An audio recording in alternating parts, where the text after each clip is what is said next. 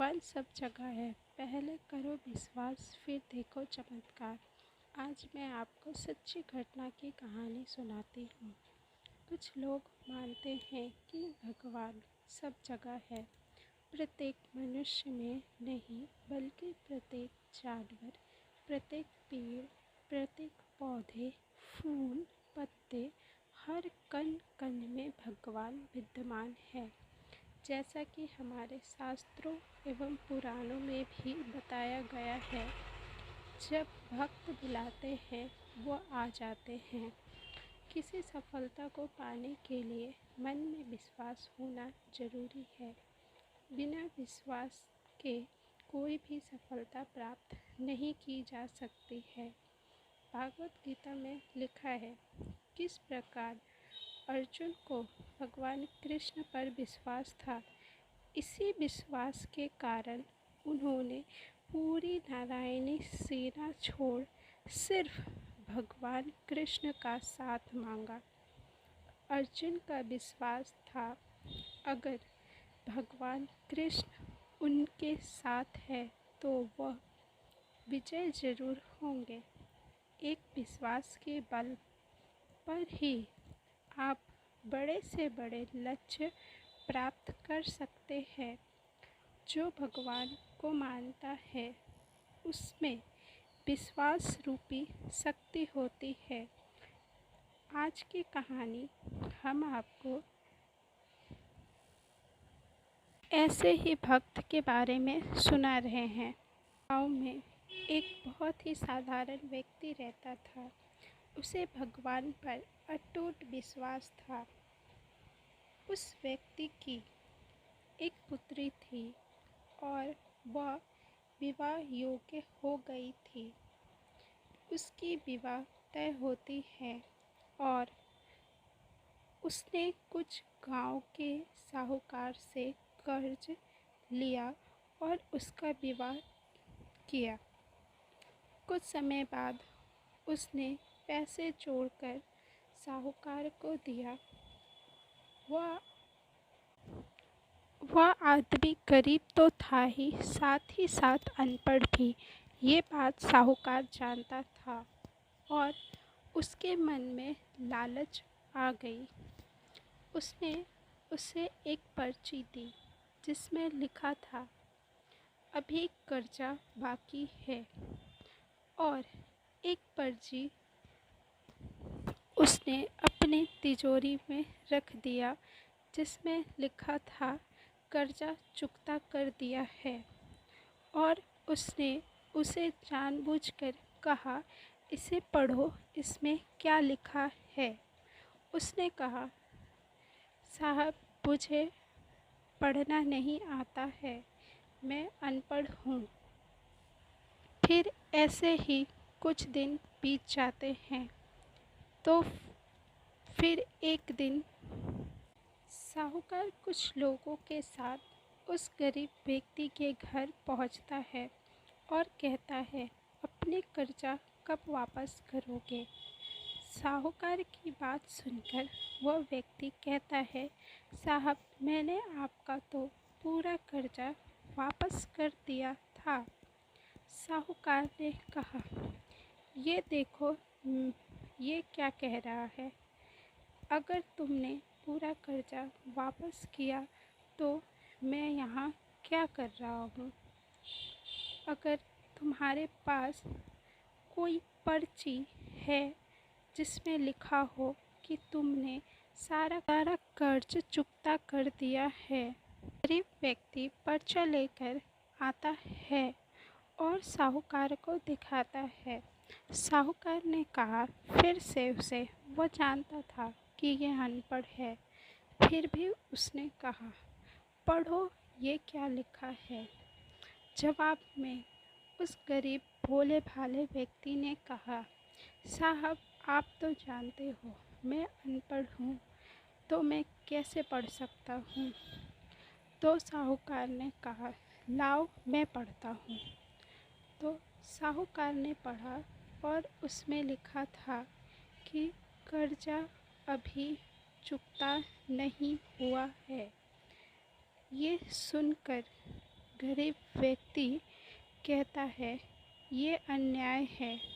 मैंने आपका सारा कर्जा चुकता कर दिया था और आपने ही मुझे ये पर्ची दी थी जिसमें आपने कहा था कि लिखा है मैंने सारा कर्जा चुकता कर दिया है।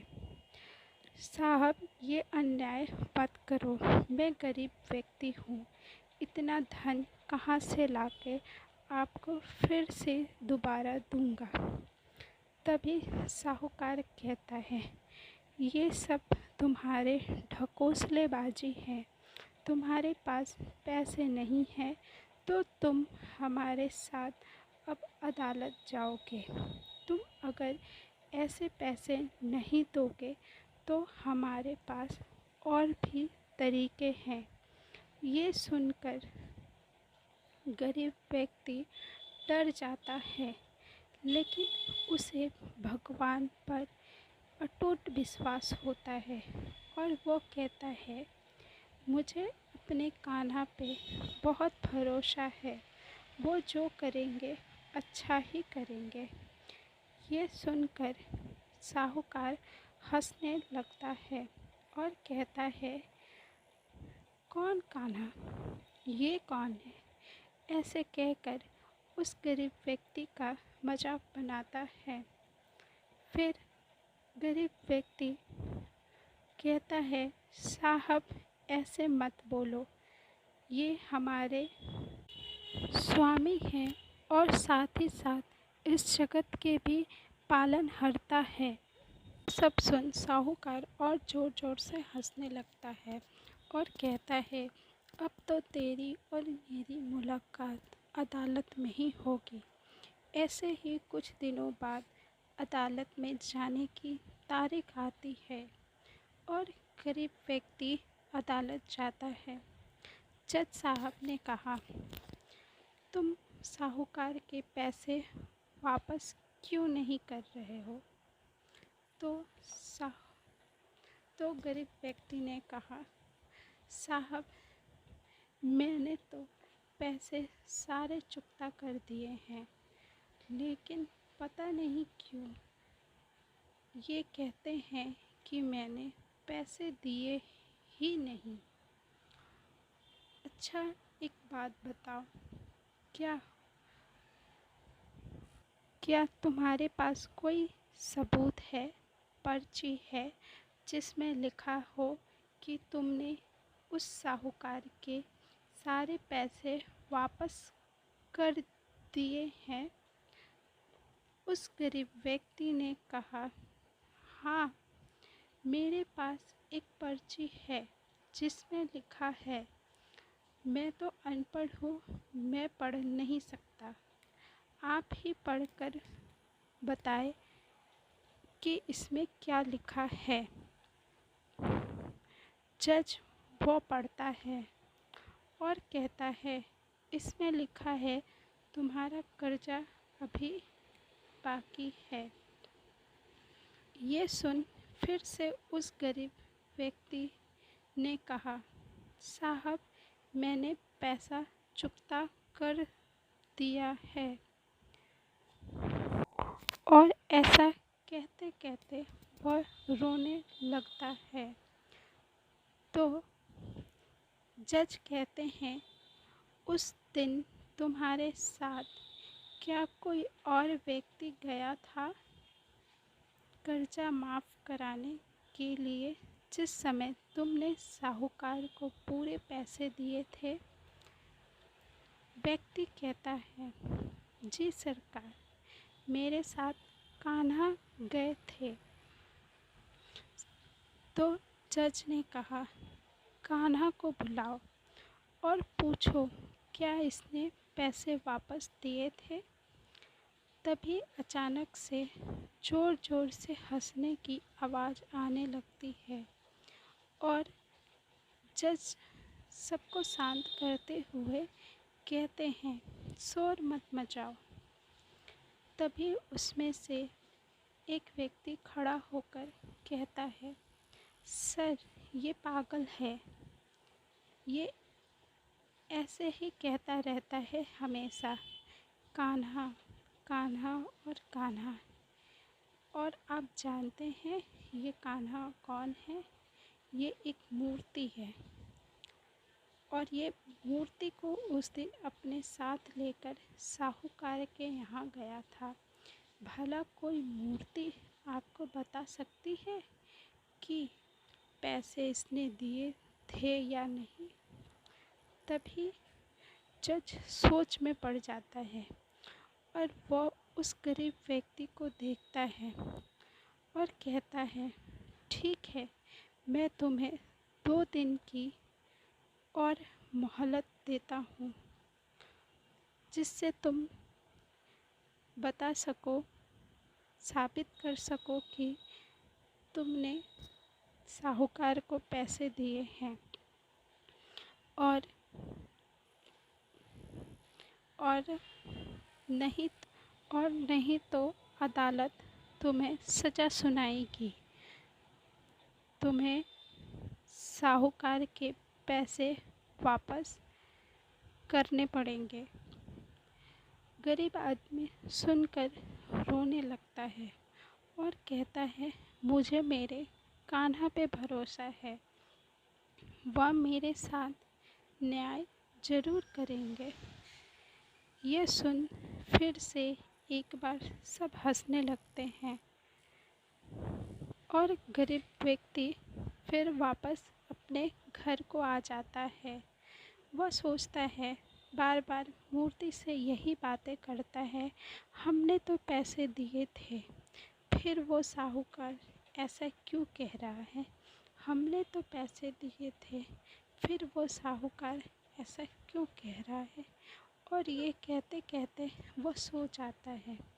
और इधर जज साहब अपने घर में ये सोचते हैं कि मेरे पूरे जीवन काल में आज तक मैंने ऐसा केस नहीं देखा है जिसमें कोई व्यक्ति बार बार ये कहे कि एक मूर्ति भी बातें करती है, वो भी इंसान से, हमारे जैसे इंसान से।